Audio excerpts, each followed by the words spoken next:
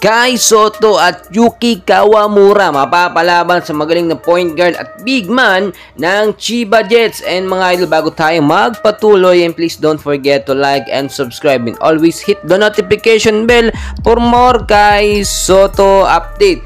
Well mga idol, last 2 games na ng Yokohama at ng ating pambato na si Kai Sotto dito sa B-League. Pagkatapos yan, nililipad na siya pauwi dito sa Pilipinas para sa FIBA Asia Qualifiers. So, ito na po ang ating sinasabi, at dahil nga po mahihirapan etong ating Yokohama at si Kai Sotto sa last 2 games siya dahil magaling po ang kupunan ng Chiba Jets. Nasa pang 5 standings po ang Chiba Jets at nasa pang 15 naman, no, or number 15 ng number po, no, standings ang Yokohama. Ay tila mahihirapan tayo. Meron po kasing tandem din dito sa Chiba Jets na same sa tandem ni Yuki Kawamura at ni Kai Sotto, which is magpapahirap nga po sa Yokohama. Tulad ng ating sinasabi, siguradong kasama ulit sa first 5 lineup ang ating pambato na si Kai Sotto. Bakit nga mo?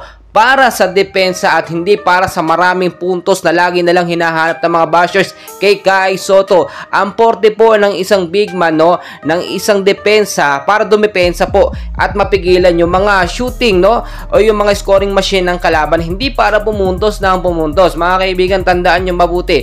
Kaya nabibigyan ng mahabang playing time si Kai Sotto para sa depensa po ng Yokohama. Siguro naman, no, alam ng coach yan ng Yokohama at hindi natin alam dahil hindi naman tayo coach at tayo nagbibigay lamang ng ating opinion at pambabash pa ng mga bashers dito kay Kai Sotto. Tulad ng ating sinasabi, estimated 15 to 20 minutes of playing time ang pwedeng maibigay kay Kai Sotto dito para sa matinding depensa ng Yokohama. At kung mabibigyan naman ng maayos na bola ni Yuki Kawamura itong si Kai Sotto at libre naman, for sure makakagawa ng maraming highlights at magagandang puntos ang ating pambato na si Kai Sotto. Pero itong big man nga po ng Chiba Jets ang banta dito sa Yokohama. For sure, balyahan na naman ito at baka matawagan na naman, no, kahit maninipis na tampilang itong si Kai Sotto natin dito nga po sa Chiba Jets. Kung tatandaan nyo, no, nakakalaban na rin, no, nito nga pong Hiroshima Dragonflies, no, nandoon pa si Kai Sotto, itong kupunan ng Chiba Jets. Pero that time ay hina pa yung mga player nila. Pero ngayon, mas lumakas ang kupunan ng Chiba Jets dahil nga may mga import din sila na magagaling at talagang maaasahan. Kaya nga nasa pa-5 standings ang kalaban ng Yokohama. Tignan nyo ring mabuti. For sure gagamitin din ang sistema dito na Yuki at Kai Sotto tandem, which is nakita natin nung huling laban nga po ng Yokohama. At magbigay tayo ng suporta, wag natin i-bash ang ating pambato na si Kai Sotto. Bata pa yan, marami pang may improve, pero may napapatunayan tayo mga bashers, o yung mga bashers po, no, I mean yung mga bashers, wala naman napapatunayan kundi magbash lang na magbash.